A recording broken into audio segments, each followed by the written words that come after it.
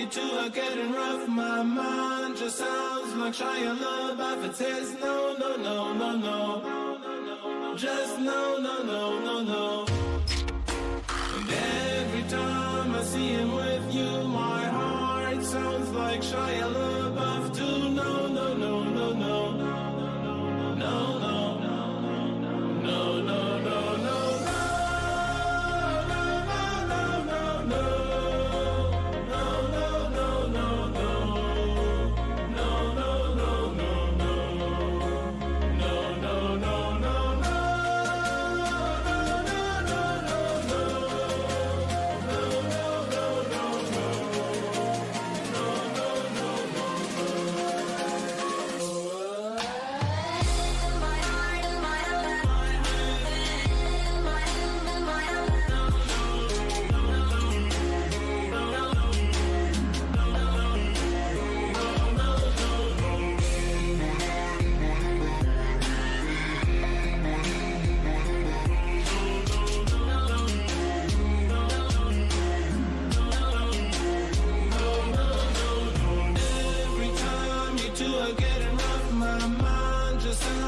Shia LaBeouf, it says no, no, no, no, no.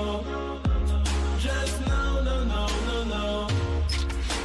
And every time I see him with you, my heart sounds like Shia LaBeouf too. No, no, no, no, no. No, no. No, no, no, no.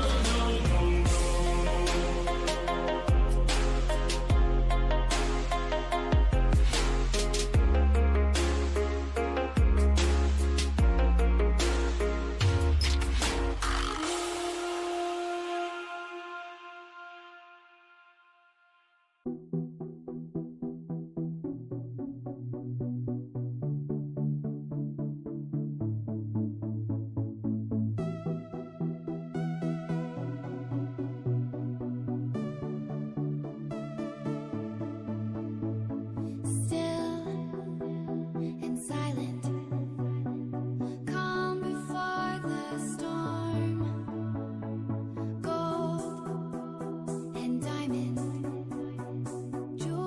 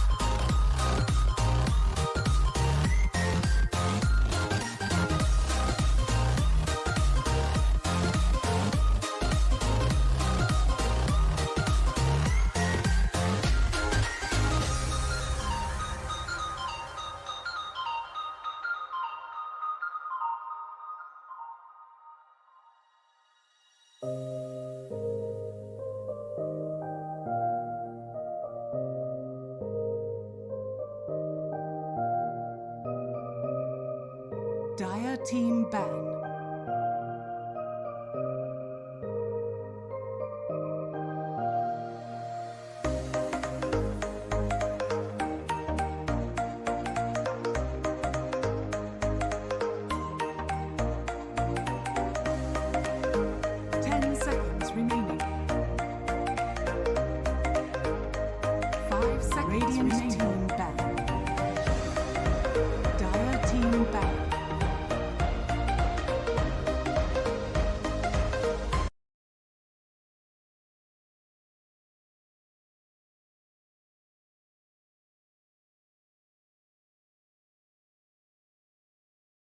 Radiant team ban.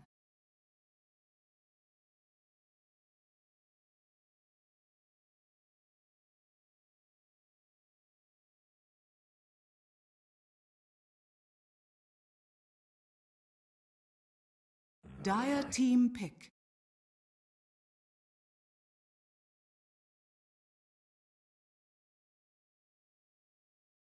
Radiant team pick. Earth Shaker.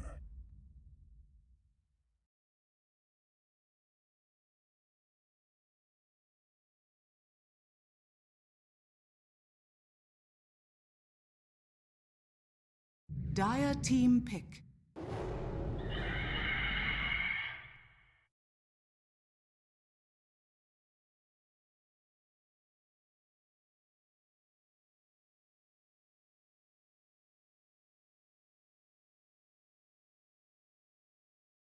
10 seconds remaining. Radiant team pick. Puck! Dire team ban. Bat Rider!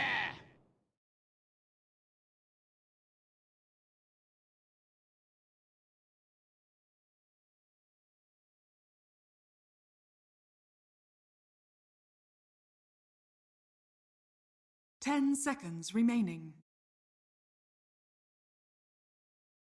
5 seconds remaining.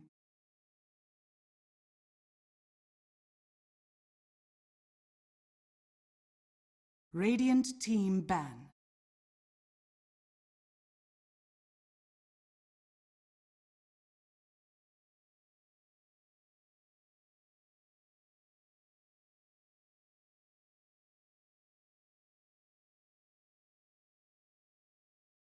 Ten seconds remaining. 5 seconds remaining.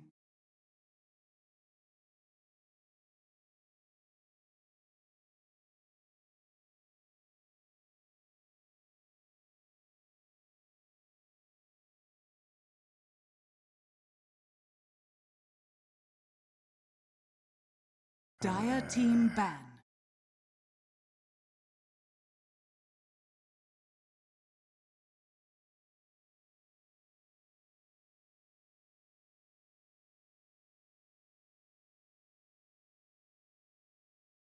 Radiant team ban.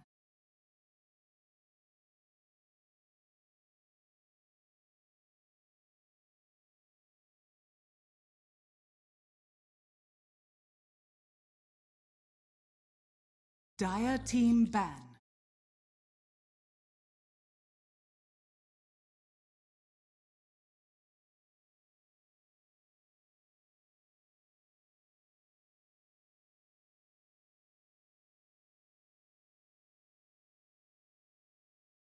Ten seconds remaining.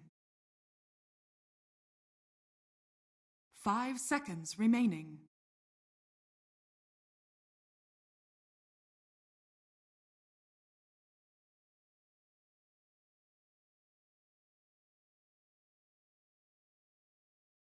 Team Nigma versus Team Viking here in the Western Division of the DPC, Western Europe Division rather, DPC League, Upper Division. And I will be able to tell you that over the 2020 online season, these teams have had 5 series together, and all 5 went the way of Team Nigma. Viking has not been able to take a series yet. We are joined by Brian on the big screen for the draft. We have Kyle and Tigov here as well, and we are in the draft already for the first game. I will also say that even though in the online season, Viking has not been able to take a series. They did take one in the Bukovel qualifiers for the minor, but then they did also end up losing 3-0 to Team Nigma, who then made it to the minor, and Viking did not. So that's my information here, and I'm going to shut up because there's a draft. Yeah, and I already like what Nigma's done because instead of the first pick bat, it's second. They get rid of the Slark in second phase, which is really the only hero that's seen a bunch of success against the bat, especially Wee's bat, who is probably top 3 on the hero. 5 Yeah, seconds. very solid in that. And also looking at Viking, Secret have pretty much shown the prominence and strength of an Earthshaker and a Puck, and now they've kind of gravitated away from kind of what they initially brought into DPC, and okay, this is good, let's roll with that. And I can't fault a Shaker Puck opening at all. I just hope it's open, and I hope that they have brought their A game, because the reason this is so effective on Secret's hands is because who the hell knows who's going to play it, and because they're some of the best players in the world. They're very volatile in terms of what they're going to give you in the game, specifically on that Earthshaker. Oracle is the bat and Phoenix counter. It's all right. Team fight. They're subscribing to the idea of patience. You know, they're going to be pushing out their lanes, waiting for some key timings, and Oracle can be the key factor to hinge on that aggression from Nigma. So I don't mind it. It just simply shows Viking's hand pretty early. Yep. No, I like the Oracle pick because a lot of heroes that you wouldn't be willing to pick at carry and these types of heroes that we see coming out from Enigma are just doable now. Basically, there's a lot of heroes like Troll, for instance, that you may want against the Egg that without that Dispel from Oracle just wouldn't be pickable here. Yep. I just like it because the formulation for Nigma here is we have on a hero. He should, in theory, not get a unplayable matchup mid, and specifically we're saving our last pick for Miracle. This could be a Bloodseeker for him, but I think it's more likely MC's hero. Yeah, for sure. GH on his signature Phoenix. Their lanes are solid, but I really like, and I think they should continue to make sure that the last overall pick in their draft is Miracle's hero. Yeah, depending on if they're second or first pick, right? Like in this scenario, they can utilize last pick, but depending on their pick order, they might use it in that second phase. And that's something we haven't seen in a while. Shad does love this hero. It's one of his most favorite heroes, and it kind of has fallen off the cliff. It's kind of not in the meta. It's just so good in these matchups, right? Yeah. You're great against Bat. You're great against Bloodseeker. Like, you fear nothing, really, on the side of Nigma. In theory, yeah, sure, you could get Ruptured, but then you just hop into somebody and go for a ride. Mr. Brian, you're the carry player. Lifestealer. What are we saying? Yeah, this game is going to be literal proof of whether or not this hero is dead. Yeah. Because this is like an amazing Lifestealer game, and yet, you know, if it can't win this one, I don't think this is a hero. Bloodseeker, it's amazing because you have Infest where you can move around during the Rupture. Obviously, it's amazing against the Phoenix because you have built-in attack speed. It's amazing against the Bat because of the laning stage. I wonder if they'd move it to mid, though. Yeah, I don't know if that's a thing. It's not quite the Slark type hero. I think you kind of have to, though, because my concern is if you look at the Viking draft, where's their damage? No, I think you can still put the Puck, though, mid. Like, Puck v Bat is still somewhat fine. Yes, but I just don't think you have damage. Like, your supports don't offer too much. Lifestealer needs some time to come online. They don't really have team fight. Whereas Nigma, you have a Lion Finger. You have your support duo is going to out DPS the first 3 picks of Viking in the team. Well, Lifestealer does your draft, mate. They're playing for the mid game. I mentioned already when we saw just Puck and Shaker alone in the Oracle. They want to be patient. They want to wait, and that's kind of what they're doing. They're going to happily park themselves in front of towers with the Lifestealer. Puck push out the waves, and Nigma might group up early, but they're playing for a much later timing, which it can work just with the lack of lane clear that they have and lane push. That's where Nigma can kind of run around because they do have quite a lot of that themselves. But we get to see Lifestealer, guys. Yeah. Did not expect that. Ryan made the right point. Like, no one picks this hero because it's just not thought of as good. But one spell just became 2 spells. That means you have to put, double the amount of points in those 2 spells to get the 1 spell. Logic. Yeah, his early regen sustain just seems really lackluster compared to what it used to. It's majorly, if he's not threatened, where he has to sustain through whatever lane he's in, Lifestealer is pretty much the same hero, but better, because instead of open wounds, you have a consistent slow that just requires you to attack them once. But I like this Leshrac pick because, like you said, Kyle, they just have no damage. I don't love it against Bat because Bat's one of the few heroes that really punishes Leshrac when he's standing right next to towers, whether or not it's tier 1s or ending the game for tier 3s. But Lifestealer Lesh is really nice because the Leshrac, his main issue is that he loves to build these damage items like Yules into Bloodstone. and he just lacks that early to mid-game health pool before he gets those first 1 or 2 big items up, and the Lifestealer and Fest can be really good for saving him or just resetting the fight. It's really nice in that regard. Yeah, and the Oracle to protect him as well. You need that save to activate this hero. And I like that they ban out the Amorph because they no longer fear the PL that you got to expect Nigma would have been considering. Even with the Shaker, like those are the matchups you really enjoy against Lifestealer. I think Ursa became a really solid pickup, but that does limit Nigma's ability to take towers.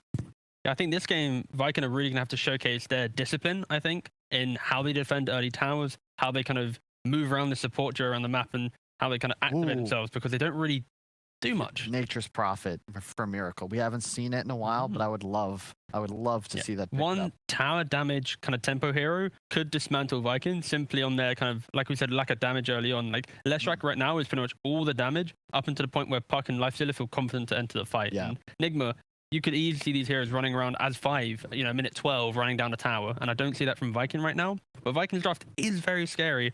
Once they get to one tanky item on each core, I think their draft's very nice. It's just, can they get through that early portion of the game, especially when Nigma are eating up this entire time to find that gotcha miracle pick. Terrorblade stands out to me, just knowing Nigma, it's just the win condition, the ultimate win condition of all carries. Yeah, you have Earthshake Lesh, but he's got a lot of disables on his side, and I think you just need a raw physical damage hero. That's all I'm looking for. Ursa Warrior. Ursa's fine. It's just not against towers. Same idea, but not towers. Yeah. They're going to be ruthless on this map, though. Like, where Viking need to kind of slow down the game and farm for a little bit, like I mentioned, this Ursa will be able to run through, and I don't think Lifestealer at any point feels too good about the Ursa, and it forces him to have to go maybe like this halberd and defensive items. It's my favorite hero to combo with a Lion as well. Maximum CC with a hero that specializes in burst output. Final thoughts on the draft, Brian? I think Nigma is in the comfort zone. I think Lifestealer is just not the same hero against Batrider as Slark is. Slark kind of terrorizes you throughout the course of the game. Yeah, it's nice in lane if they choose to do that for Lifestealer, but I think Slark really was the issue the last time we saw Nigma play, so I'm definitely going to lean towards them, not only as a team caliber, but also in the draft. All right, thank you very much, Brian. We'll come back to you after the game. Kyle? Yeah, I would agree. I favor them. I like that they're like. I like when Nigma is forced to play with tempo. Yeah. They're the aggressive hero. I hated watching, and it's something I've criticized them. They lean on this TI7 play style. I'm watching GH farm side lanes with Coddle, thinking this is no longer your Dota. You guys are still incredibly good. Go kill the enemies that can do that. I just want to see Lifestealer, see if he is a hero. Is there something that we're missing? I don't think we are missing anything, but I want to see something happen. Maybe. Maybe. Is Lifestealer still a hero? That is a question we're going to have answered hopefully after this game. Now, together with Moxie and Purge. Thank you so much, Shiver. And Purge, I posed you the same question because you have to say, is Lifestealer actually a hero? Because it seems like in this game, it seems pretty decent, but a lot of the analysts are saying it's pretty here. Yeah, it can be rough to play Lifestealer right now. One of his big negatives right now is that when you are initiating, but you're not quite there yet, if you haven't slapped them yet, if you have like 300 units of distance between your opponent, sometimes they just run away, and it forces you to use Rage just to get close to get that first hit in. So like, there's some like small engagement issues for Lifestealer that can cause problems, and his damage output just does require a lot of damage items. So it's pretty dependent on how you initiate and whether or not you can infest bomb with somebody else. But yeah, there are some lane matchup advantages. The big downside is that Ursa is a hard counter to Lifestealer. He's always been like that because of his overall main physical. We're already seeing some skirmishing coming out in this game, and I like it. We've been seeing some CIS games where everyone plays pretty passively early on, but it feels like we're going to see a lot of tempo coming out real early. Yeah, they did not want to let them go into their own jungle. So. And another thing that's scary for Lifestealer is there are some instant disables on you have to deal with the Lion potentially getting a blink dagger. On the bright side, it's a 5-position Lion, so his mobility and his potential blink is going to certainly be delayed. But that's something he has to be worried about. Toby, do you know what's waiting for you around that corner? It seems like he didn't, because he is going to be our first blood. The armor nerf to Puck really obvious in that first little engagement. That was a lot of damage. Well, that and there's 5 heroes. Of course, but I mean, that was like, I was like, hey, he's got orb, he can surely get out, but no, just a couple spells and 5 heroes right-clicking him, he died almost. Nice for mind control, though. Shaker are going to do a cheeky little block here of the creep wave, so that their opponents are going to have to last hit under the tower. It's going to be a little bit worse. Ursa actually did not pick up a Quelling Blade to start, and Ursa has really, really low base damage, only being at 48 here. So Miracle's going to try to slow this down as much as possible to make sure he doesn't have to last hit under the tower. It's going to be hard. It's not often that you see someone blocking the enemy's creep like that in the lane, but seems to work out pretty well for him here. Go and get these hits without having the tower interfere. But downside was the range creep died first, and now his wave is going to push, so that means that they're going to be getting a little bit of experience. I'm kind of curious to see how Puck works effectively, or sorry, not Puck, Lion works effectively. Curl might die, though. I don't think they can quite get the last hit off. Let's use the Fairy Father, turn back around, try to punish Toby a little bit for getting very aggressive here. Back down he goes. That's the second death now on Toby, and we're only 1 minute into the game. Lion is such a good hero. Wow, why doesn't everybody? No, honestly, I know what you mean though, because like so many people say that the Lion is not a great support. He's not in the meta, but I've seen Save do some incredible moves with it, and I think it really just depends on who's playing it. And the draft. Potentially, yeah. Save is a 4-position player. He is definitely the one team that picks him.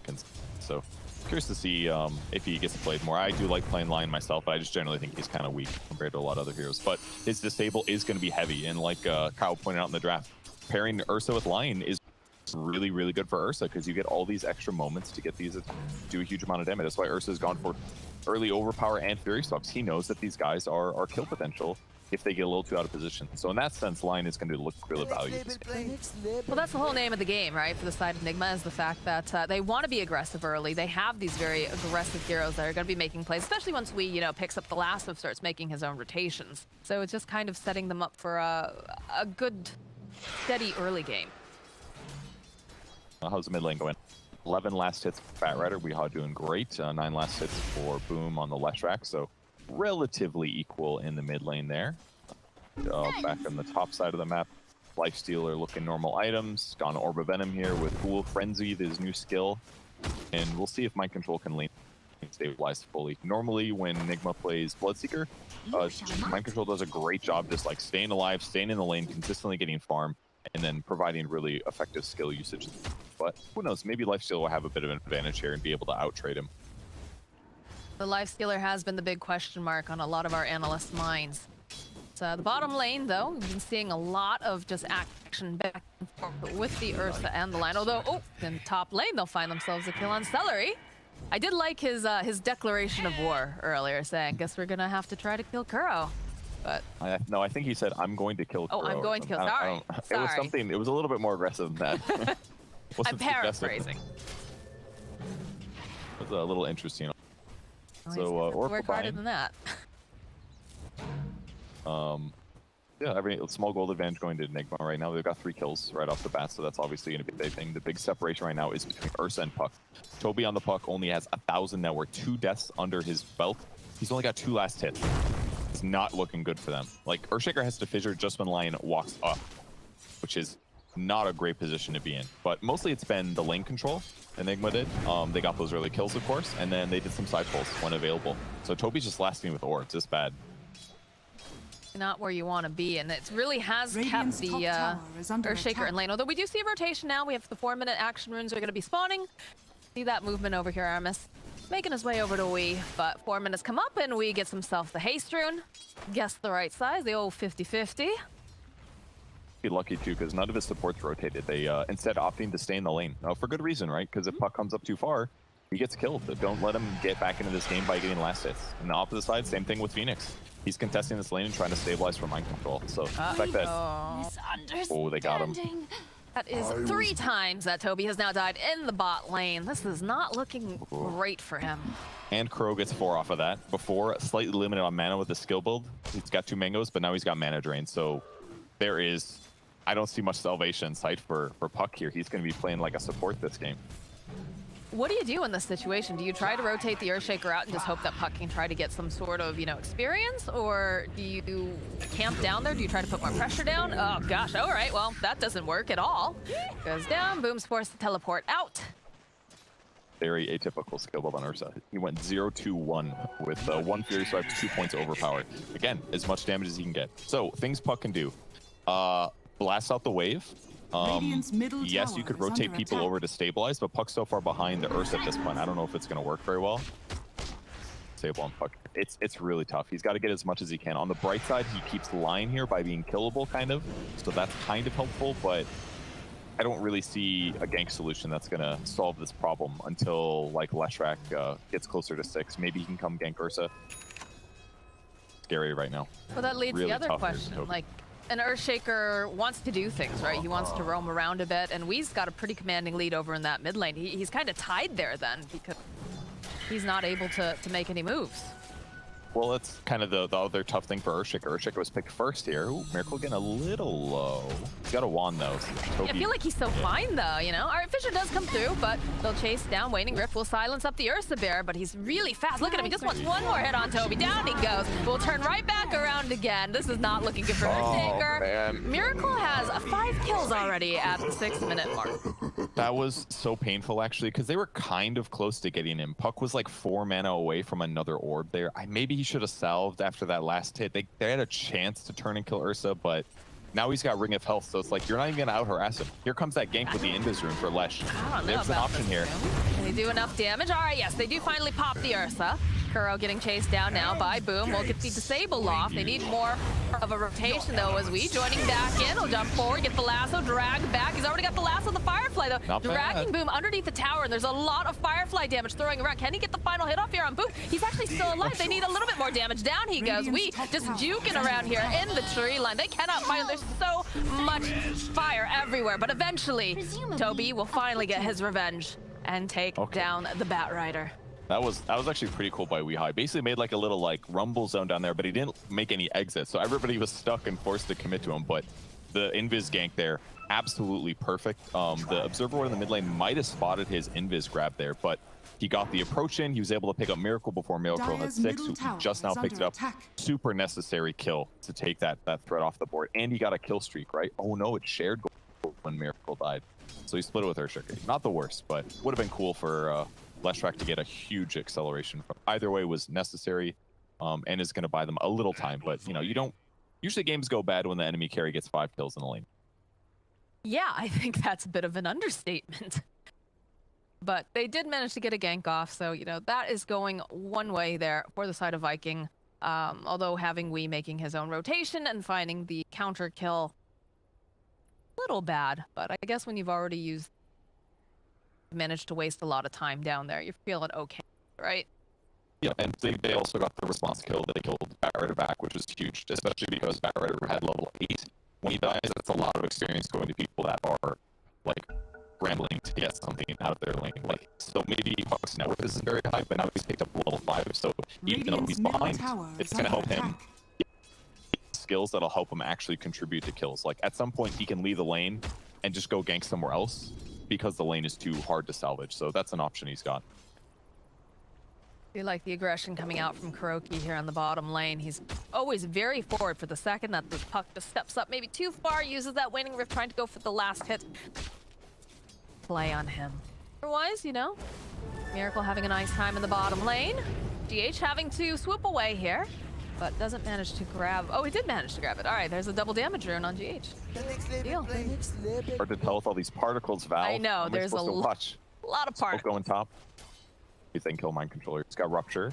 Lifestealer does have Orb of Corrosion, one of the best items on Lifestealer carry right now. You're getting Orb of Venom slow and Ghoul Frenzy. It's like having 2 orbs of Orb of Venoms. It's definitely the nicest thing about the hero right now. Curiously, he actually maxed out Feast. I haven't done this myself. Smoke's gonna break though.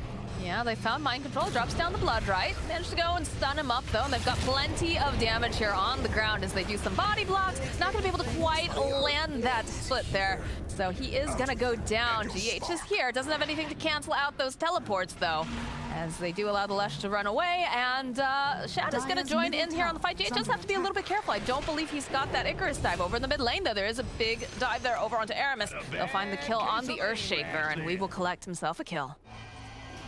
Okay. Bottom lane. I don't think you're too afraid if you're Miracle. I think he's just trying to keep himself alive there with that Dream Claw. I didn't see how he jumped on him, but probably the normal stuff. Oh, Miracle's so close to Battle Fury. It's actually insane. This is actually funny. He's gonna have to buy a Quelling Blade to finish his battle through this game. I don't think I've seen that before. Mid lane, Boom's taking a lot of damage. There's a lot of fire and sun and everything, Toasty, but they get the kill on Wee, and they're gonna have to chase down Boom. Mind Control, though, taking his own damage here. Looks like he's gonna be able to walk out. Is under attack. Too bad for the Leshrac. He's close to Ursa in terms of the net worth, only about 400. So this pressure up, it looks okay for them. They have some options. Yeah, the skill build on Lifestealer is definitely a little weird in my experience, because all you do is get heal from Feast. It doesn't increase your damage. But hey, if it keeps them laning, that's also more important. You're just gonna have to dive away from this. No steal again. Back up. Well, I mean, we talked about Lifestealer and how we're all just a little bit not sure, you know, how this is gonna play out. Although they do invade the jungle over here. Miracle will walk away.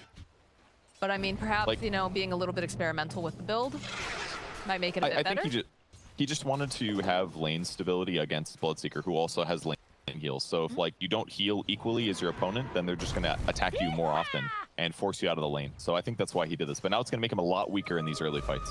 Wee doesn't have that lasso up just yet. Won't be able to go throw on the Firefly. A lot of damage coming out from the Ursas. Is looking like a dead Earthshaker as now Toby uses the orb. It's gonna be able to go run away. And this little cardy has some special packages inside of it. It's got a Lifestealer who's trying to run out. He does look like he's gonna be able to just run away here. So some pressure being placed on the mid tower while this is all going on.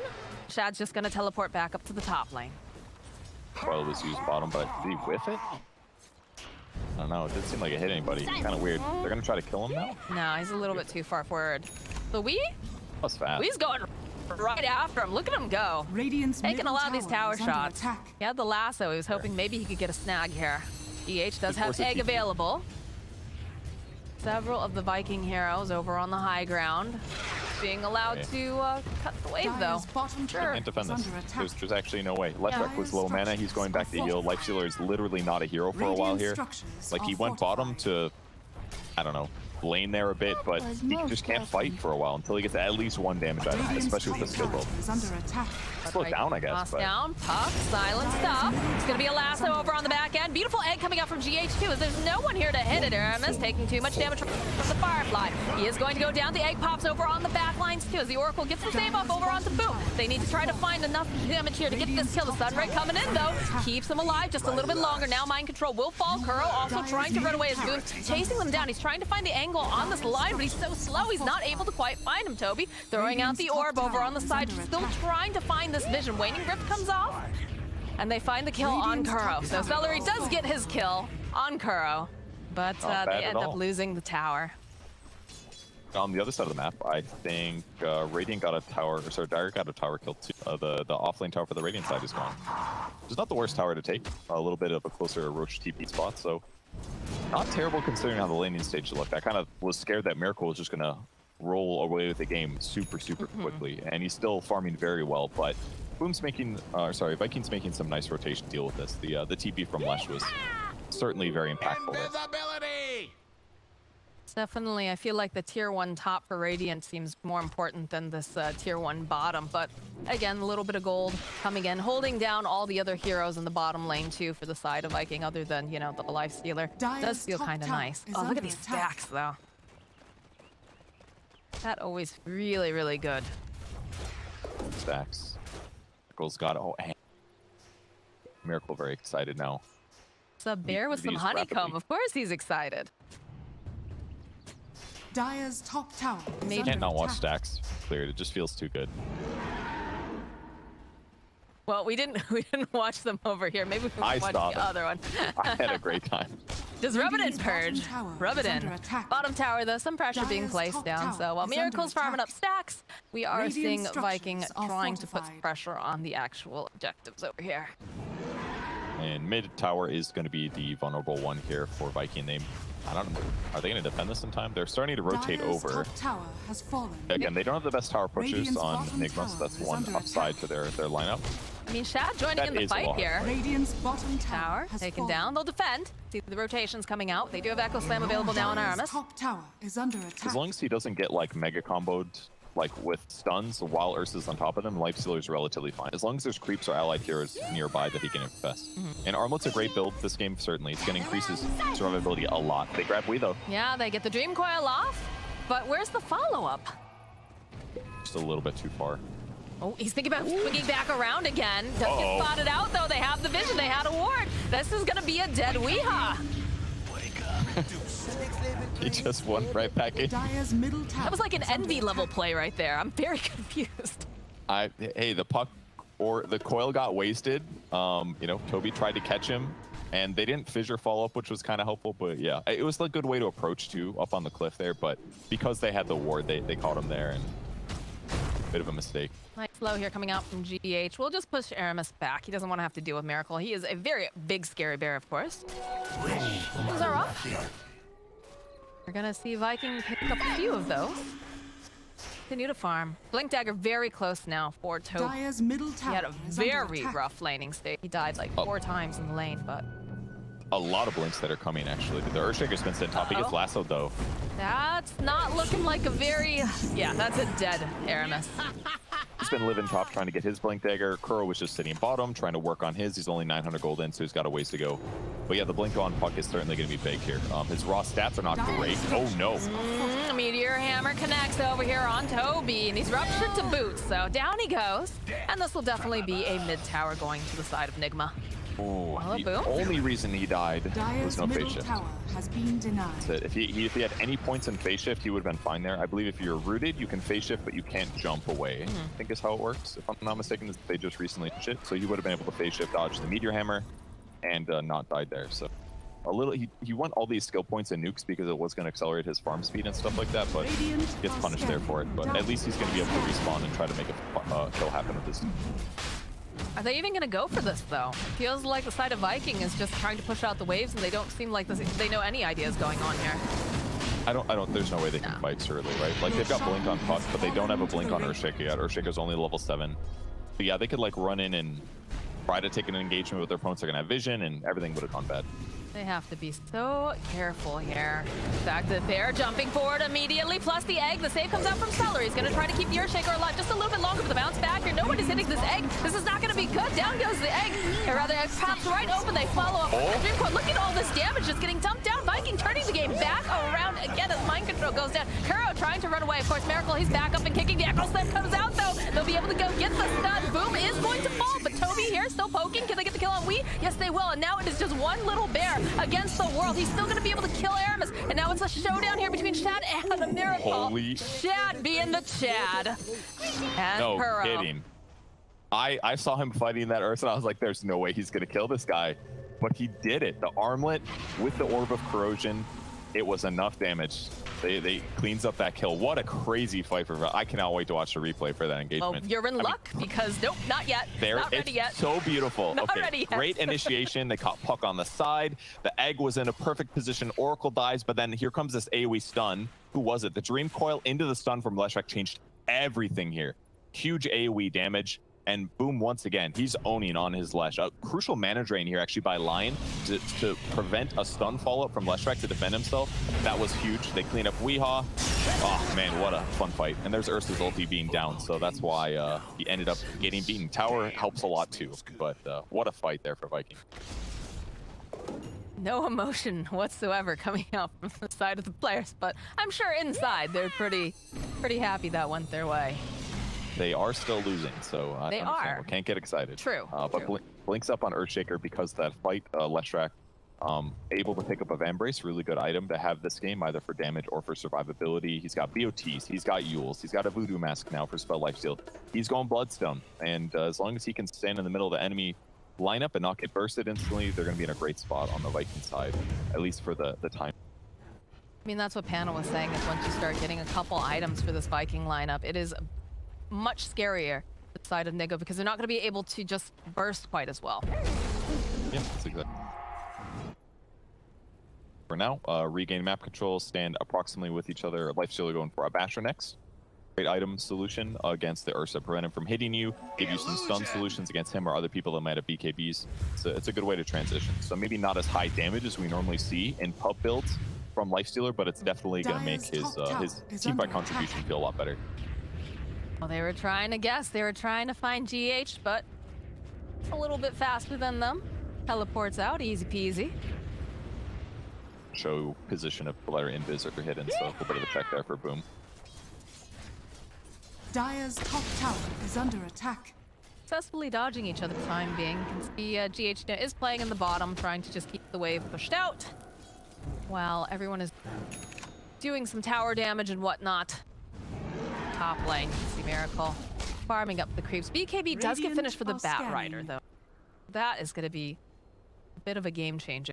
Dire are We all had such a good early game, but he just died a little bit too much in mid game. And I feel like if he has BKB in that last fight, it's probably very different. He wouldn't have been chain comboed by like the puck coil into the split earth. He does a lot more damage there. Maybe keeps people alive. Maybe they win that fight. All right. On Ursa. The initiation on Ursa. He tries to hop away. He cannot do it fast as the fissure comes out. The jump forward here from Shad and Aramis. Miracle just barely staying alive. Snaps up the boundary. They'll even go so far as to use that Dream Coil, and they'll be able to finally slay him.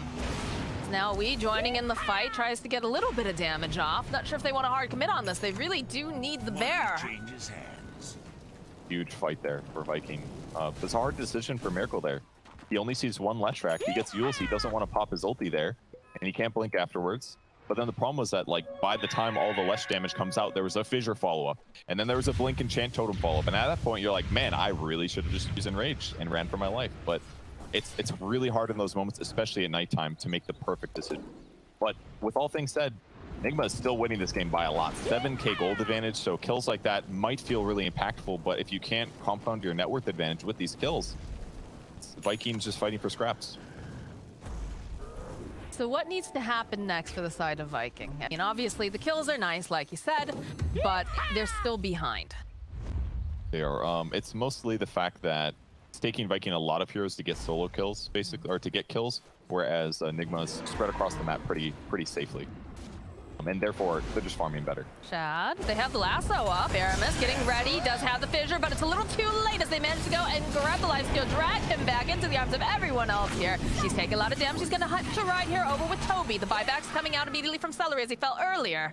Hex comes out, and it looks like they're thinking about re-engaging. Look at Boom. He's just running in. I hear a Dream Coil over to the side. Manages to go and hold down the Ursa and the Bat Rider. The jump forward here. Shad just going to town over here onto Miracle. He is silenced up, but on the backlines, Pearl will fall. Egg coming up over on the side. Buys them just a little bit more time at the Sunray. Trying to do some damage, trying to heal them up. The puck, though, going right forward again. Miracle trying to man fight here with this lifesteal, and he's not going to be able to do it. Down he goes. Over on the side, GH is trying to use the Meteor Hammer, trying to just slow them down, but doesn't look like he's going to be able to, as there's still on the hunt. Wee is flapping those little wings on his bat as fast as he can, or rather it's a little crow, but either way, Boom still really trying to get him, taking a lot of damage from the Firefly.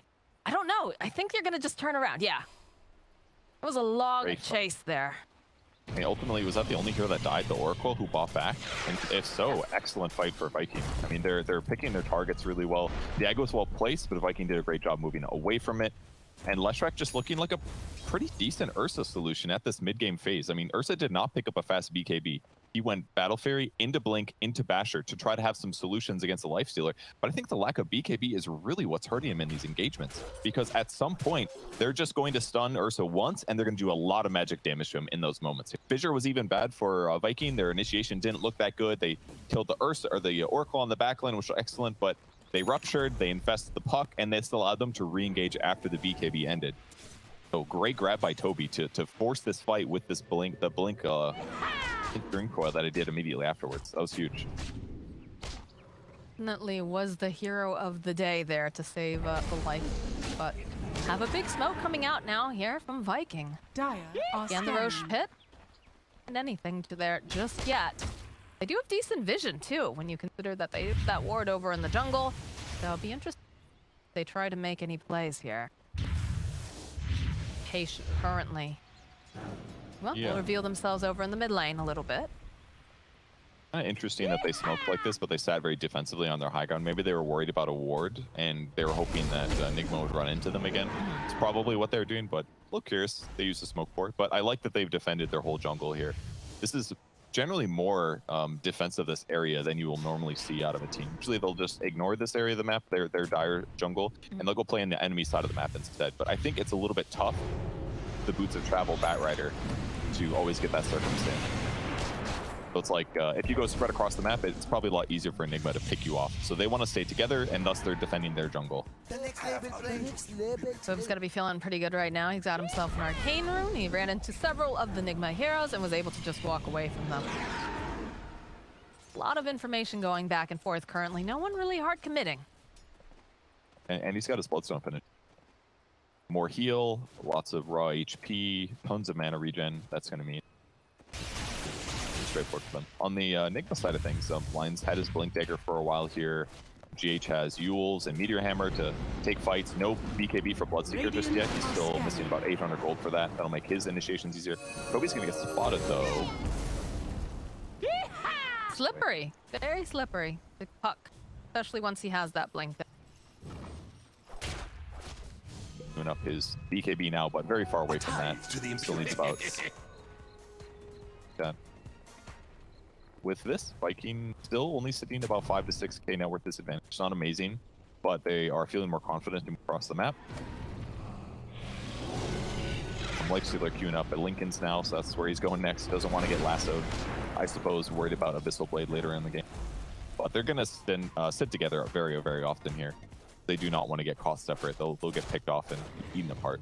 They have to be so careful because the Batrider did just pick up Blink as well, so even easier pickings if they are separated, but you have to be careful. I like the way that, you know, both teams play, right? You've got one of your cores who's hitting creeps. The rest of them are just really close by at all times, so that way, if there is any sort of initiation, I think I just confessed.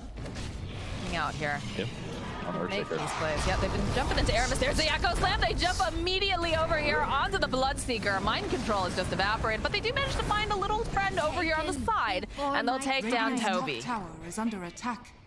One off lane for one off lane. Both teams doing the same thing, showing their off lane hero, and the rest of the team goes and kills the other guy. See if they can get the D ward. Their ops is in a great place. These sentries aren't going to spot it. They'll be able to control the tri-camp area now. They feel pretty comfortable with it. They don't want to kill the sentries. They don't want to reveal that they're actually still here. If anybody actually cleans up or not, but... Dire's middle tower is under attack. Easy kills, I guess. Trying to see if they can get Nigma to run into them. Yeah, it feels like a bait. Get those pickups. Come on. Bait and information restrict. Both of those things for sure.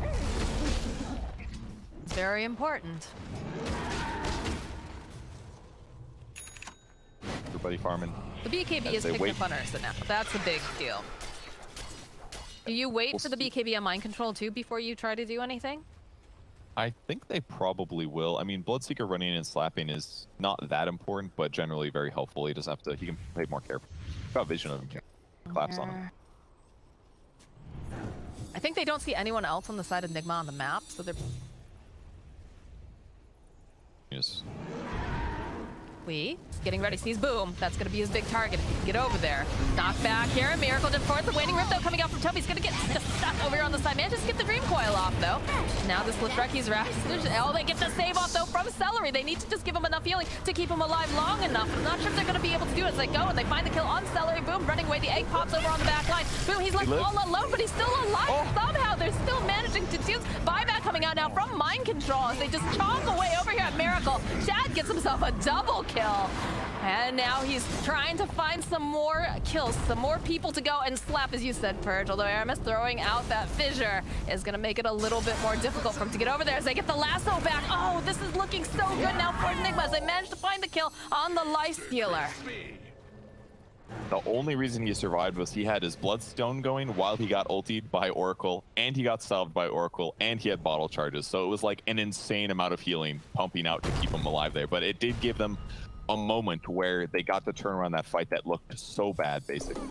Puck's ultimate was more or less wasted, not very useful. Leshrac was the guy that got targeted. He does not want to get ruptured. He's somebody that wants to be able to move around and do other things. They want Lifestealer to be the target of that if possible. He's got solutions to it. Leshrac's a lot more restricted. Perfect pick off there. They managed to find two of the harder to pin down heroes.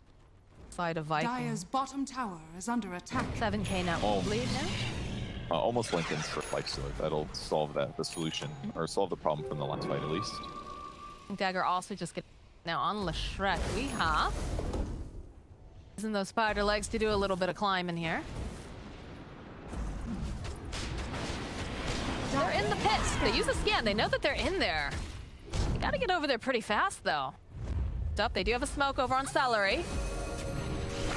Aramis waiting to jump in. The BKB coming out from Weehaw, though, as they force them away. They want to make sure that Miracle can go and get this Aegis. That is the Aegis on the bear. Fast, actually, because they use Blood Rage from Bloodseeker to increase Ursa's attack speed by 120. That's why I died so quickly here. Kind of a cool little combo there with the Bloodseeker offlane. So back to the drawing board for Viking. They're gonna group up again, sitting around, waiting for these great engagements if they find them. Puck is scraping towards an ag slowly. 600 gold left. He's relying on the Philosopher's Stone, but this is obviously the downside of having to 5-man so much. That's they're gonna walk right under a ward, by the way, but they're just not gonna farm as well as their opponents. Dire's So middle tower is under attack. having issues staying in line with what's working with gold wise. Careful, Puck. Toby going forward, immediately breaking the smoke to jump forward here from Wee and Miracle. Another waning rift here from Toby. He needs the rest of his team to get here fast as Mind Control teleporting his way over. Fisher gets thrown out from Aramis, just trying to cut them off. Of course, Wee does not care about this. He's still hunting after this Puck. By a little bit more time, Blink forward, has the illusory orb, and he's gonna be able to still walk away. Oh, never mind, as Wee finds the Puck, drags him right back into the arms of Miracle. Do enough damage, and down goes Toby. Now it's looking like Aramis is not going to survive this, as he'll be the next one to fall.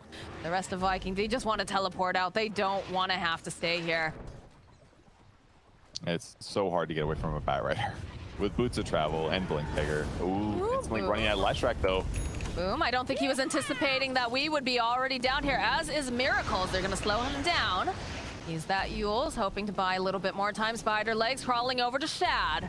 Does have the life stealer there for the support if necessary. You guys see the Bat Rider counter there? He instantly turns around and Yules Bat Rider despite having Napalm on. And that's because Spider Legs increases your turn rate. The perfect bat counter. What a good item for Leshrac here. That's the only reason that went so cleanly. Normally turn around and takes like half a second. He gets a lasso or casts some other spell. Nope. Good luck. Good old Spider Legs.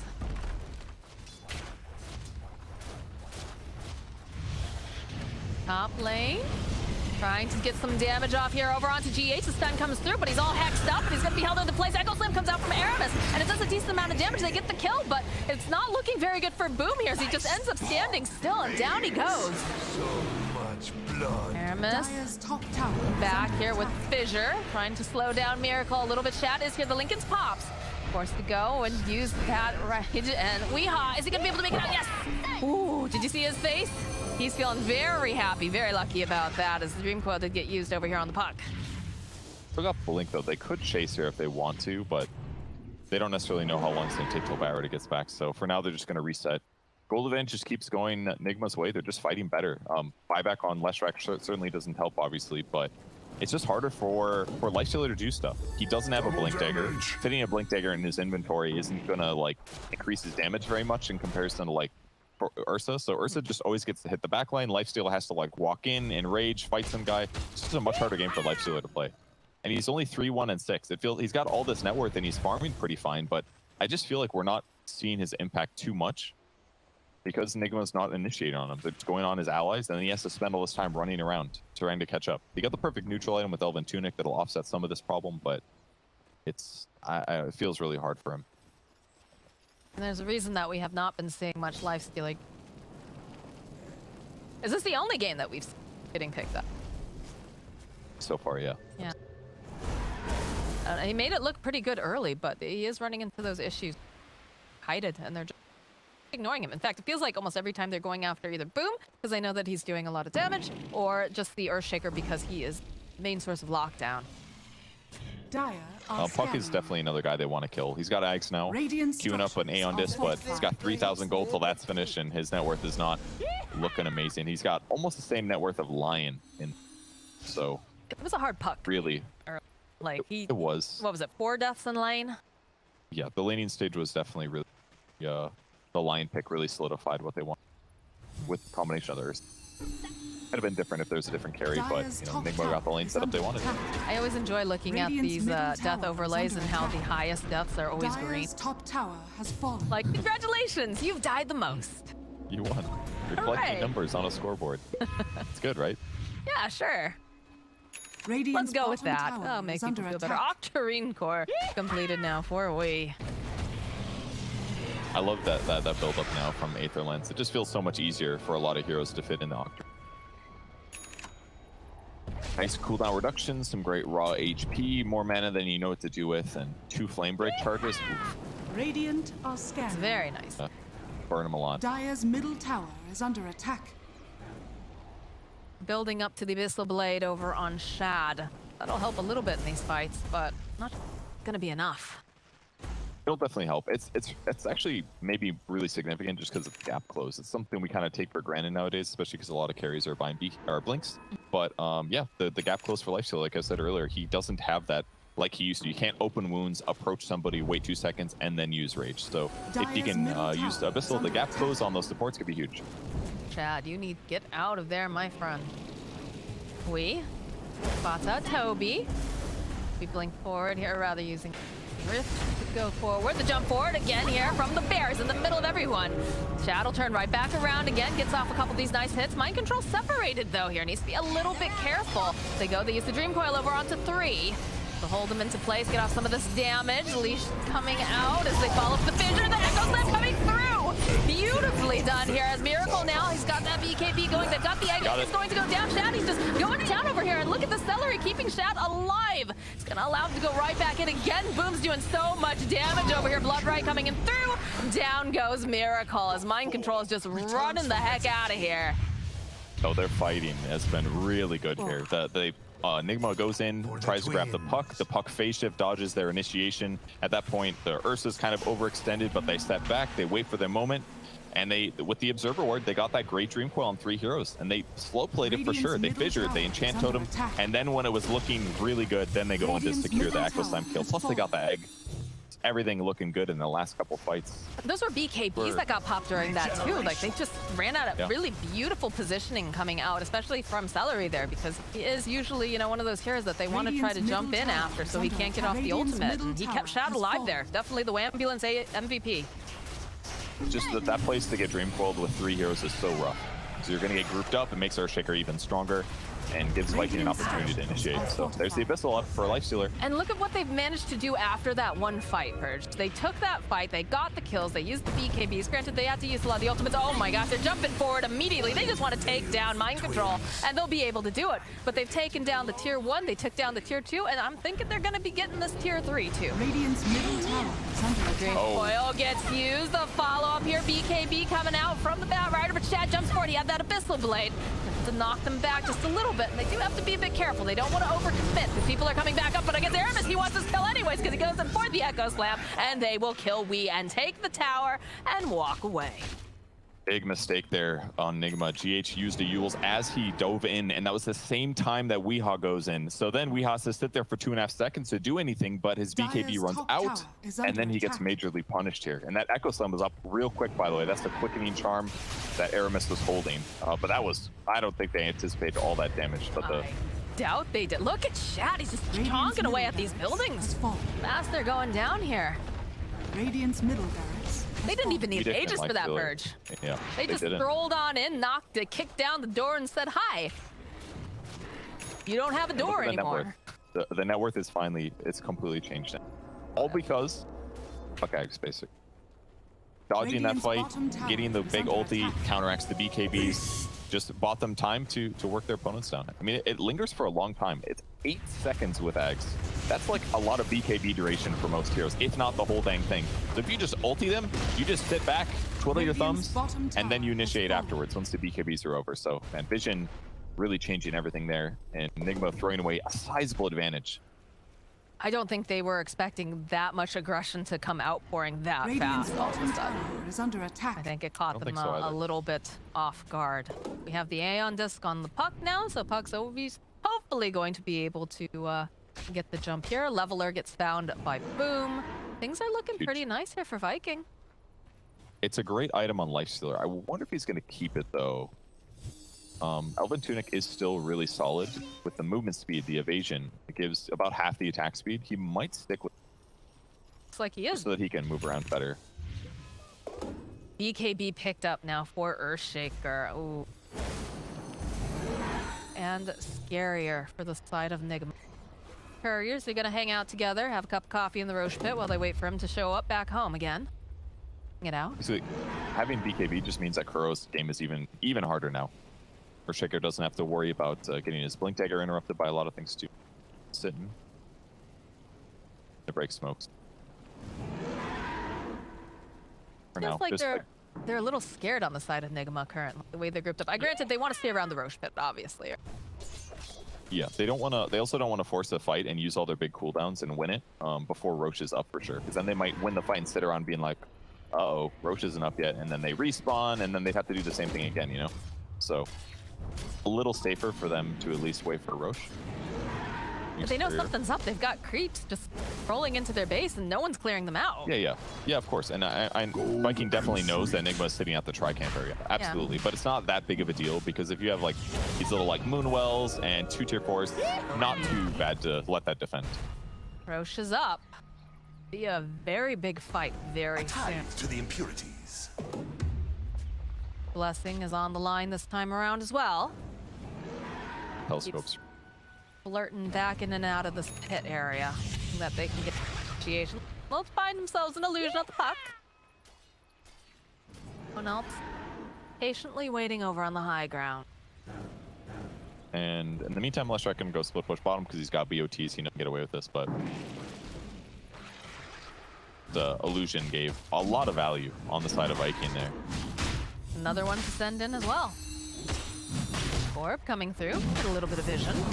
Miracle's in the pit. Sunray is gonna come out. Boom.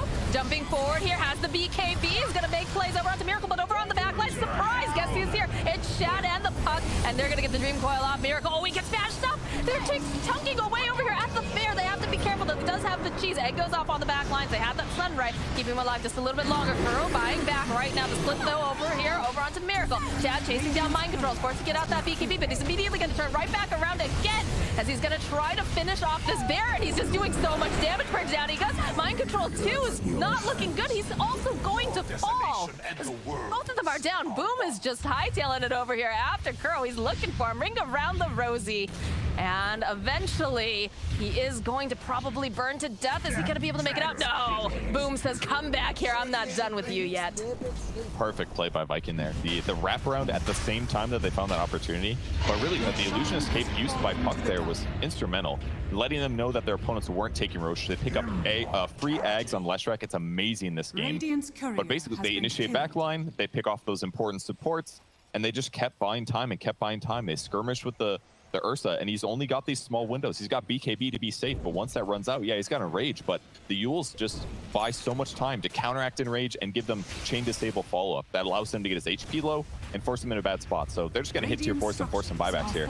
Purge, there's no buyback on this bear, though. There's no... All right, they do have it now. Radiant's middle tower is under attack. How could you not know that he was 2 gold away? Thanks, Purge. All right, cool. But yeah, the damage is coming out over here onto the bottom area. Tower's gonna go down. The blink forward. Karamis was looking for that opening here. BKB, though, holding the Hui into place. The Abyssal Blade comes out. Celery will find the kill. They go right back here over to the tower. They do have buyback on this Bat Rider, but I'm a little worried. What is he gonna do here? Bear's gonna be up in about 2 seconds. They don't have the tier 2 top, so they can't mega creep here. It's possible that they'll back up. Because going tier 4s is a completely different position. Like, somebody gets lassoed and ran all the way into Fountain, like, you're not saving that, right? But, and they have a lot of gold now. 7,000 gold sitting on Leshrac, and he just picked up a free Ags. The reason Ags is excellent on Lesh here, it makes you ethereal, and it makes people near you ethereal and take more damage and get slowed. It's the perfect Ursa counter in this circumstance. Was that what we saw too with the Bat Rider? I think we saw, it looked like he went ethereal, and then we had the nuke that just came out from... Yep, that was probably it. Probably used it there. It's really effective against those right-click heroes. Ursa's got a hard game to play here. Nice pickup for sure. Buyback coming out now from Wii. They're not quite ready to let them have these mega creeps. It's like Viking, they'll respect it. Great control. Take the tri-camp. This means your opponents basically can't leave the base. Also helps the fact that the 2 lanes that you already raxed was not the tri-camp one. And therefore, those are the ones that your opponents are going to have to deal with constantly. So they're going to sit the tri-camp, they're going to cut the mid wave, they're going to cut the top wave, and they're not going to let Nigma leave the base. They're going to keep the 17k gold advantage and turn it into more items. Flesh has too many items, actually. He's got a Shiva's Guard in his backpack. Sold his Yules, it seems, also. Too many nice items for Boom to be playing with this time around. Plus, got the cheese there, so... Got that double damage on Chad. I'm sure he's very much hunting, looking for whoever he can pick off. In fact, Weehaw might be the target, because he does keep going forward. Creeps around though, bottom lane, they'll find Miracle, they'll follow up with the Fissure. But over on the back lines, look at the damage coming up, they just rip apart Curcuit. And the damage again, Miracle trying to get off some of these bear swipes is not looking good though, because Shaddy just dishes out too much damage. The split comes out again here from Boom, and they're just chopping away here over at this poor bear. Miracle forced to use the ulti to run out. There's gonna be a drag back though, they'll find Boom. Oh, nicely done though by Celery. He immediately throws out the false promise, purges it off. Rupture coming out, the egg has gone off, but they were too far away here as you can see Toby blinking forward, Chad on the back lines, he takes down Mind Control, and look at Nigma, they have to run away, and the bird's able to fly out, but Chad, they're still hunting, they should be able to go for this kill. The force comes forward, the Echo Slam even came out, didn't quite connect here. Chad considering going right back in again. He needs to be careful. He's taking a lot of damage here from Miracle, but again, he has an Aegis. He doesn't seem to carry. He's just going to turn right back around, start slapping away. The Ethereal comes out. The pop again coming out. West, he goes for the Infest with Boom. The Force is back in. Nigma, they have to just hide in the base right now. Wee's thinking about going out again, but look at this. How do you go after them? How do you deal with this? They still have not been able to burn the Aegis over on this Lifestealer. This move coming out from GH, trying to draw some of the creeps back, but you've got all these Cardies and all these range creeps. Turn their attention again over to the top tower. It's still standing. Weehaw trying frantically whatever he can do. As you can see some of those spirits being tossed out, trying to slow down Chad from just hitting these buildings. Huck will back off. Miracle coming forward again, gets the jump off over on the side. They can't do it because of the Ethereal coming out yet again. Toby does finally fall. And it looks like it's Shad versus a Miracle. GH trying everything that he can, but Shaddy's just chasing after him. They need just a little bit more damage, and they don't have the detection. Kuro running for his life. There's a lasso getting pulled out here by Wee, but Kuro will go down, and now Miracle trying to bear hop away. He has to pop the BKB to get back into his own fountain. Miracle again jumping forward. He's not ready to give up. Shad though says, don't you dare touch him. Weehaw flying away on his Crow. He knows that he just cannot stand toe-to-toe with these guys right here, right now. Do they go for it? They're hunting. I can't believe this game isn't over yet. They've been constantly fighting for legitimately 2 minutes here. But every move has just been counteracted consistently from both sides. And as such, they weave back and forth, getting kills, backing up, taking Iraqs. And finally now, we're going to see the game slow down for at least some cooldown time. Puck's dead for 60 seconds, so if you guys want a more game, you got it. We got some neutral items coming out soon, yeah? I don't think so. No, not till 60 minutes. We gotta wait. 60. I don't think it's gonna be that long of a game, but you say that, Purge. We tend to get the longest games though when you and I are. Yeah, that is true. Are casting. To the impurities. It's so hard for Ursa to play this game. Actually, I kind of wonder if he really needed status resistance, because it does feel like chainstones are what are hurting him the most in this engagement. Just consistently, when those BKBs down, he just gets fissured and enchant totemed, and with quickening charm, it's up pretty often, and making his life really hard. It is rapier time, my friend. That's a great choice, really good choice, because they're struggling. He needs to be able to kill these people really quick. He did. He struggled killing the Oracle in the top racks area fight. Got the Ghost Scepter off, bought time to keep them alive. So more burst damage is absolutely needed. Did he need to have the BKB earlier? I genuinely think so. Like, think about it this way. He basically bought Basher because he's like, I want to be able to kill Lifestealer even when he rages. But Lifestealer was not the problem right there. It was stuns and less track damage. If he gets BKB, then he ignores Lifestealer probably, and he kills other heroes. But because he itemized to counter the Lifestealer, who wasn't a problem there, he basically bought time for Viking to win team fights, and therefore get back into the game and make Lifestealer actually more of a nuisance than he was right at that moment. So I think if he had gone like Blink into BKB first, maybe he would have been in a better place. But with that said, like if he blinks on somebody and doesn't have Basher, maybe they just save themselves, you know? It's kind of a scary situation otherwise. But we're going to see a lot of turtling here for Nigma. They're not going to feel comfortable leaving their base. Vikings going to be finishing and collecting more items. Leshrac does pick up his shard, which is great. The only reason he bought it is because there was almost nothing else that he could possibly buy. It's not good, but we will possibly see a second splitter land and do something. But he's got nothing else to spend his money on.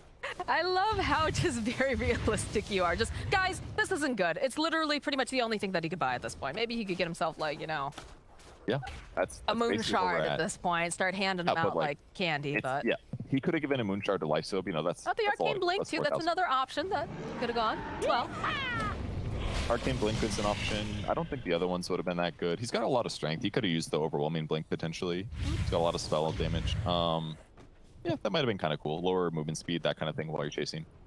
Lifestealer picked up his shard too. It's the Open Wounds one. It's a really cool skill. You guys probably haven't heard of it before. It slows your opponent and gives you lifesteal. Very cool.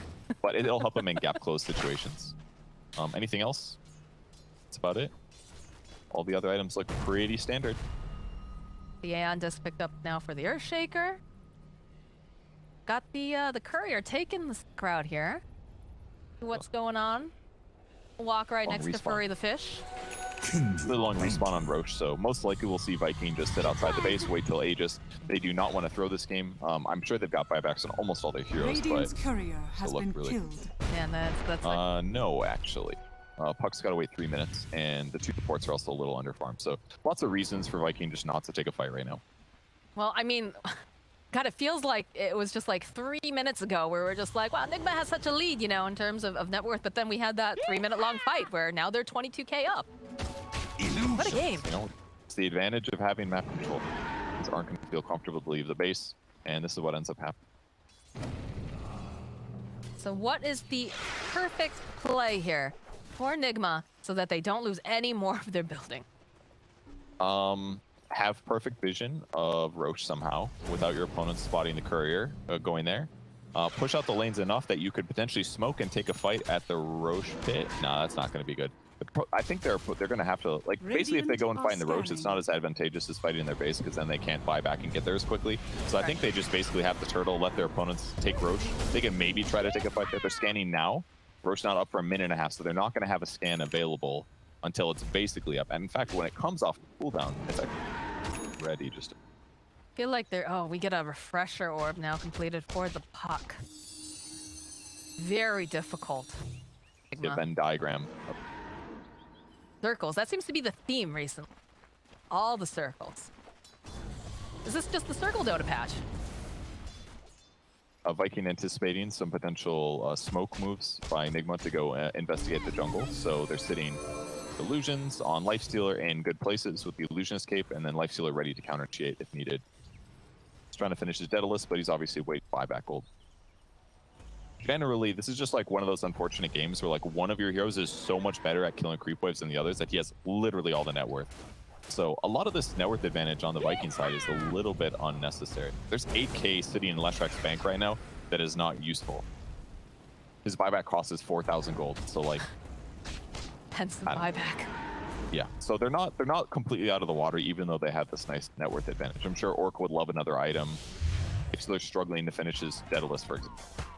Probably shouldn't be the case, but it is because Lifestealer just doesn't farm nearly as fast as... Nice tasty arcane rune here for Boom. As they're just hanging around the pit. They can't even send their couriers over their purge. Every time Nigma sends one of those couriers over, it immediately just gets murdered. They have just so much control. It's a line of demarcation. Look at that! Ta-da! Guess what just spawns up? Who just picked up a heart? Is that what you saw? I saw a heart just get picked up. Yeah, okay, Miracles picked it up. Scanning. It went too fast. I was busy looking at the Roche, looking at the courier. You know, I'm all over the place. These fights have been a little all over the place too. I'm just always trying to see what the next moves are. But yeah, this Roche is going down real fast. Everybody positioned to make sure that their opponents can't get into this. They spot heroes, and like if versus hitting mid wave, there's no way they're going to come for this. So. No. All right. Up by Shad.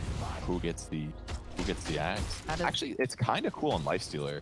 I've never tried it before, but it looks good. It's kind of like Ricky ulti, but you're inside somebody else. And it's kind of cool because it gives you an option to do it after like Rage ends to buy you like a couple seconds. With that said though, he does end up taking it up. So Yeah, he jumps inside an enemy here for 4 seconds, attacking them from the inside every 1.25 seconds and doubling his regen rate.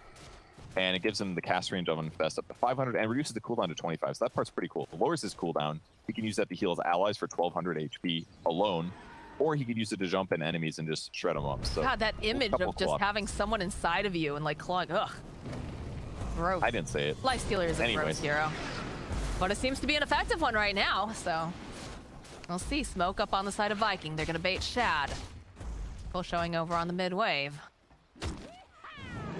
For that perfect opportunity jump. The question is, who is your target?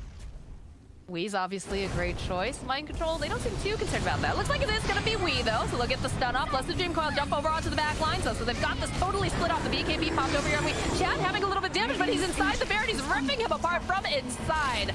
Now, just try to run away. They have the false promise over here on the Shrek as Chad just going to town over here. Miracle needs to be careful, though. Kuro is still up, so that is going to be the Aegis that goes down, but Mind Control will fall here. Buyback now from the Bloodseeker. It's go time as they go right back in with the Fissure.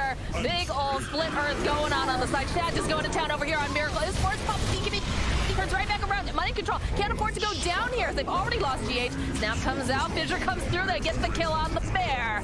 Buyback now from Wee. They don't want to. Well, never mind. They say, all right, that's enough. GG. Viking showing up for this game #1. And there it is. There's the smiles coming out from the squad.